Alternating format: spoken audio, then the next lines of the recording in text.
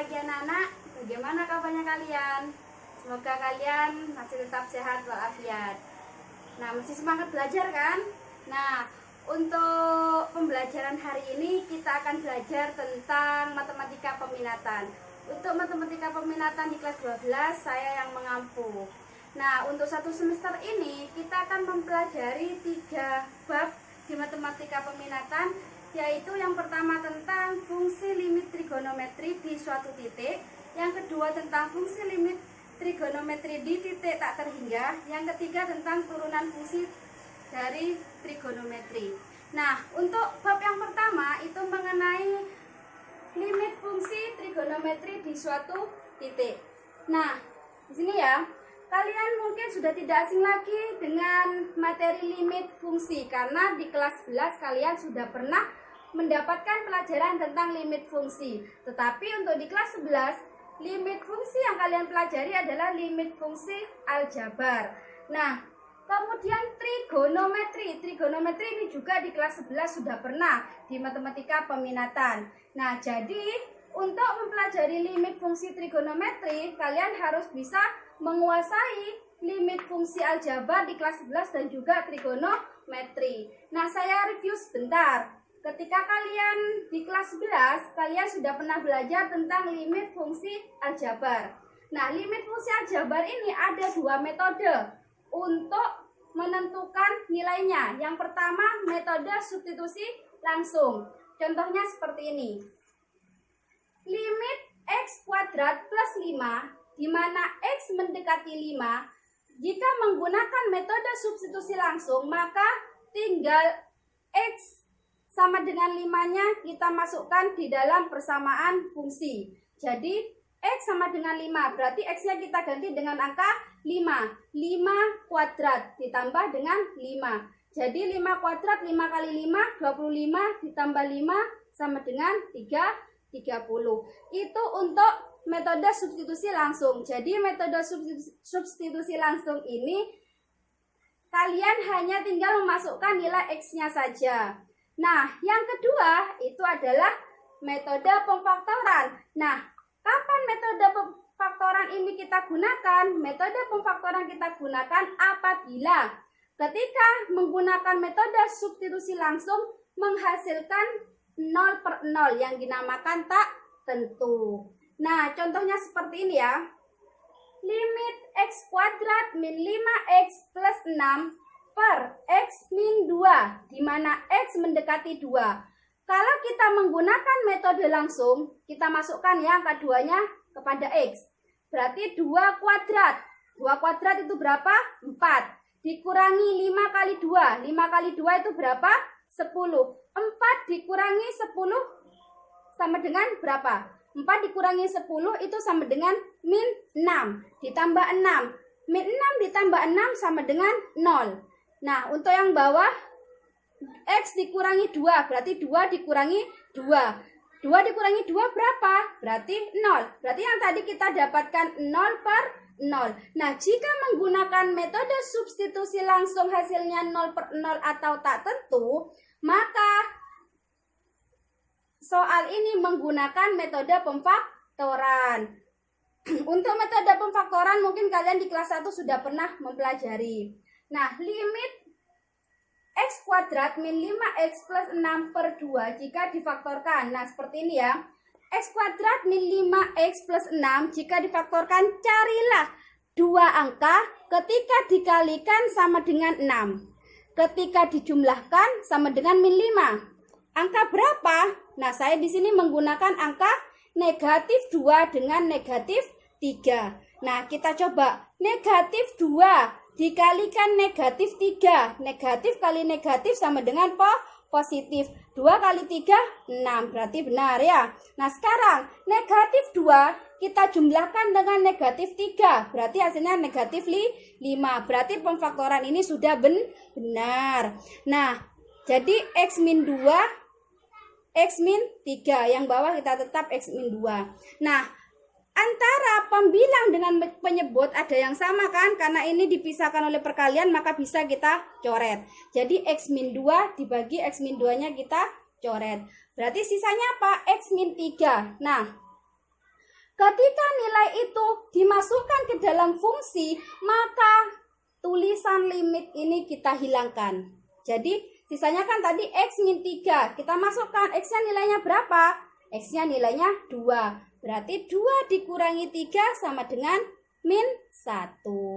Nah, ini kita review saja sebentar tentang limit fungsi aljabar.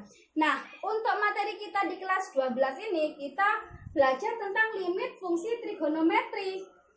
Nah, untuk sebelum kita ke cara menentukan limit fungsi trigonometri, kalian masih ingat kuadran di trigonometri kelas 1.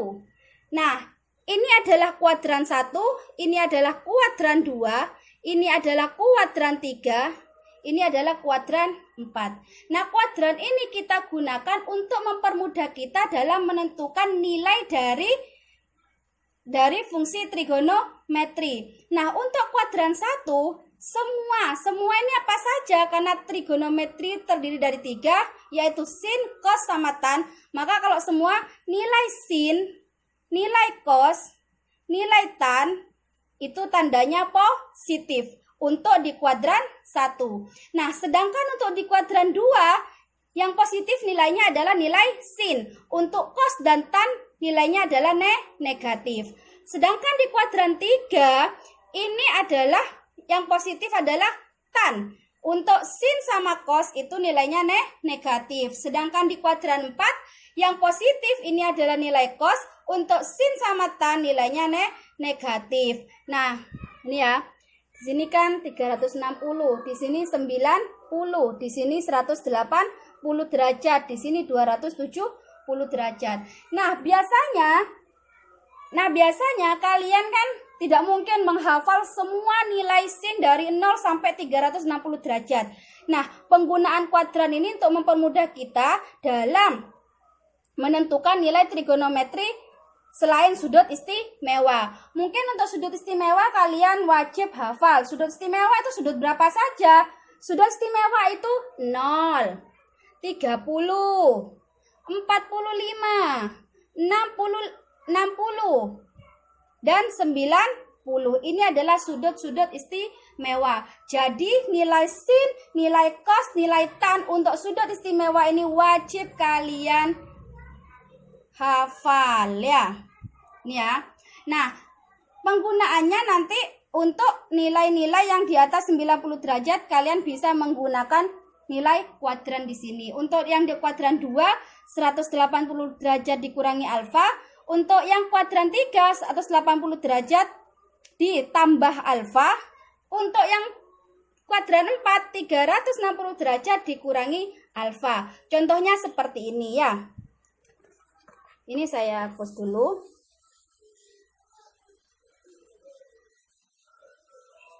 Ini sebelum kita masuk ke limit fungsi trigonometri. Saya review sebentar. Nah, contohnya seperti apa? Misalkan contoh dari sin. Di antara ini aja ya, contoh dari sin. Sin 150. Nah, sin 150 ini berada di kuadran berapa? 150 berada di kuadran 2. Berarti di sini sin 150 itu adalah sin 180 dikurangi 30. Nah, dari mana 30? Untuk mendapatkan 150 kan di sini rumusnya yang di kuadran 2 180 dikurangi alfa. Alfa ini adalah sudut untuk menghasilkan yang ditanyakan. Jadi sin 150 itu sama dengan sin 180 dikurangi 30 atau sama dengan nilai sin 30. Nah, pastinya tadi kan kalian belum tahu nilai sin 150, tetapi kalian kan pasti tahu nilai sudut istimewa sin 30. Sin 30 itu sama dengan setengah. Ya, sin 30 itu sama dengan setengah. Nah, kita tentukan nilai positif negatifnya. Nah, untuk di kuadran 2, nilai sin ini positif apa negatif? Nilai sin di sini adalah positif. Jadi nilai sin 150 adalah positif setengah. Jadi lebih mudah kan, tidak perlu kalian hafalkan dari 0 sampai 360 derajat. Nah, sekarang karena ini sudah saya review tentang kuadran-kuadran di trigonometri, sekarang kita langsung ke materi pokoknya. Yang pertama itu adalah limit fungsi trigonometri di suatu titik. Itu dapat kita tentukan melalui beberapa metode. Yang pertama sama dengan di fungsi aljabar, yaitu dengan metode substitusi langsung. Berarti kalau substitusi langsung, kita hanya tinggal memasukkan nilai X ke dalam persamaan fungsinya. Limit X mendekati pi per 3 dari sin 2X per cos X. Nah, kalian masih ingat kan nilai pi itu berapa? Di kelas 1, kelas 2, atau di kelas 10, kelas 11 kalian sudah belajar tentang pi di matematika wajib maupun peminatan. Nah, nilai pi kalau di dalam trigonometri itu sama dengan 180 derajat. Jadi kalian yang belum paham tentang pi boleh dikonversikan pi-nya sama dengan 180 derajat. Nah, limit dari sin 2x per cos x di mana x mendekati pi per 3 bisa kita selesaikan dengan metode substitusi langsung. Berarti sin. Nah, tadi kan saya sudah ingatkan, ketika x-nya sudah dimasukkan ke dalam fungsi, maka kata limit ini dihilangkan, jadi tidak perlu ditulis kembali. Jadi sin 2, kita tulis sin 2, X-nya kita masukkan pi per 3. Jadi sin 2 dikalikan pi per 3 per cos X. Cos X-nya kita ganti pi per 3. Nah, ya. Sin 2 kali pi per 3 per cos pi per 3. Sin 2 tetap, pi-nya saya ganti 180 derajat per 3. Per lagi cos 180 derajat per 3. Nah, 2 ini ya, 180 derajat dibagi 3 sama dengan 60. 60 kali 2 sama dengan 120. Jadi di sini menjadi sin 120 derajat. 180 derajat dibagi 3 jadi cos 60 derajat. Nah, sin 120 derajat Bu, saya tidak hafal nilainya sin 120 derajat. Nah, bagaimana caranya? Nah, menggunakan kuadran tadi. Berarti seperti ini. Sin 120 derajat. Bisa kita rubah karena 120 derajat ini berada di kuadran 2, maka rumusnya adalah 180 min alfa. Berarti sin 180 min alfanya berapa? 180 dikurangi berapa yang hasilnya 120? Dikurangi berapa? Dikurangi 60. Berarti sama dengan sin 60. Pastinya sin 60 sudah kalian ketahui. Sin 60 itu berapa? Setengah akar 3. Nilainya positif apa negatif? Nah, tadi di kuadran 2 untuk nilai sin semuanya adalah positif. Nah, sekarang sin 120 derajat. Tadi hasilnya adalah setengah akar 3 per cos 60. Nah, cos 60 ini sama dengan setengah.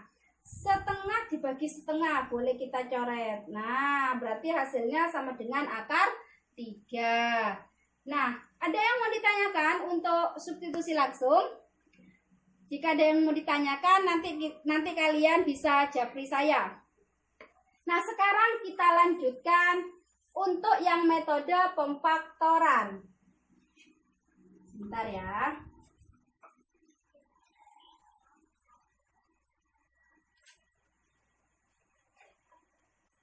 Yang kedua, itu tentang metode pemfaktoran. Sama dengan yang di limit pemfaktoran fungsi aljabar.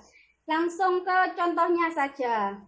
Limit X mendekati pi per 2 dari 1 min sin kuadrat X per 1 min sin X.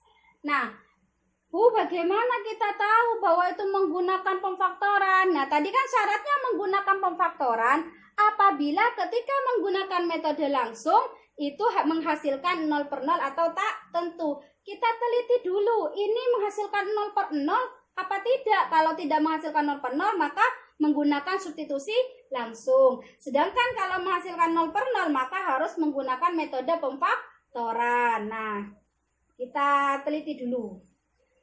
Langsung kita masukkan 1 min sin kuadrat. Pi-nya sama X-nya sama dengan pi per 2. Pi per 2 per 1 min sin pi per 2. Nah, kalau kalian masih bingung untuk pi, kalian rubah ke dalam bentuk derajat. Berarti 1 min sin 1 sekarang ada lagi. Tadi dibagi 2 saja. ya.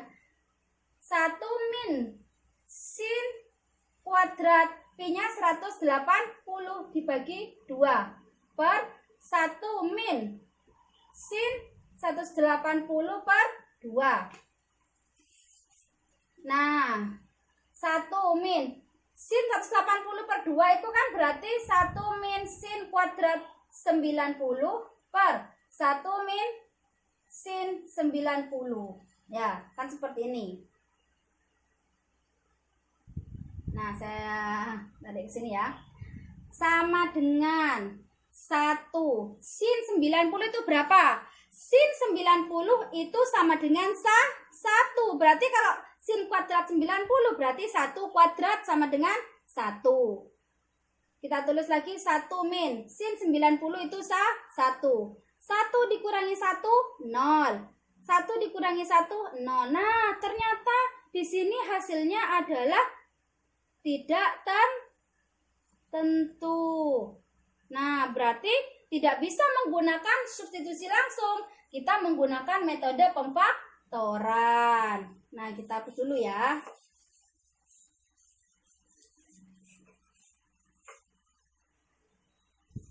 Untuk metode pemfaktoran,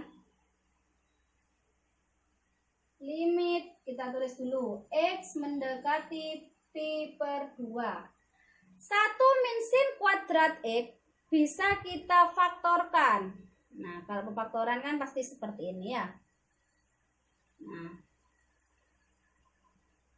ini kan, karena di sini 1 berarti kita cari 2 angka yang hasilnya jika dikalikan sama dengan 1. Berarti 1 kali 1. Karena di sini negatif, berarti di sini satunya positif, satunya negatif. Positif kali negatif hasilnya negatif. Di sini sin X, di sini juga sin X, karena di sini sin kuadrat X. Kita teliti dulu, benar tidak? 1 min sin kuadrat X jika difaktorkan menghasilkan seperti ini. 1 kali 1 sama dengan 1. 1 kalikan min sin X sama dengan min sin X. Sin X kalikan 1 sama dengan plus sin X. Sin X kalikan min sin X sama dengan min sin kuadrat X. Nah, 1 min sin X plus sin X. Punya hutang sin X, punya uang sin X. Berarti habis ya 0. Berarti sisanya tinggal yang 1 min sin kuadrat X. Nah, benar tidak pemfaktorannya dengan soal ini? Benar kan? Nah, setelah benar, maka kita lanjutkan kembali. Sini kan pemfaktorannya, yang bawah tetap saya tulis 1 min sin X.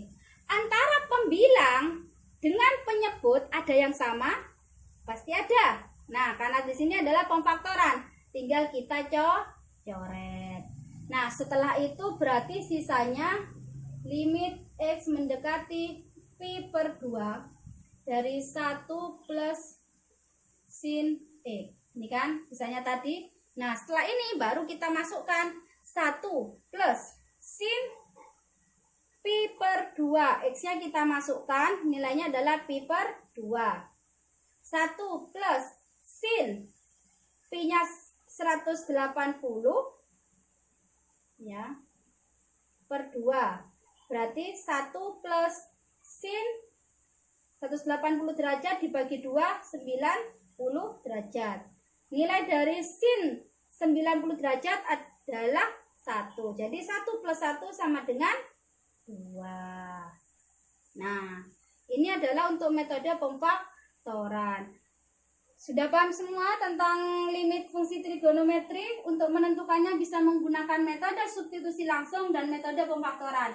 Ada lagi nanti menggunakan metode dari sifat-sifat limit fungsi trigonometri. Tapi untuk menentukan limit fungsi trigonometri menggunakan sifat-sifat trigonometri itu nanti di pertemuan selanjutnya. Nah, untuk pertemuan hari ini kita sampai di sini dulu. Wassalamualaikum. Salam. Wis sebel,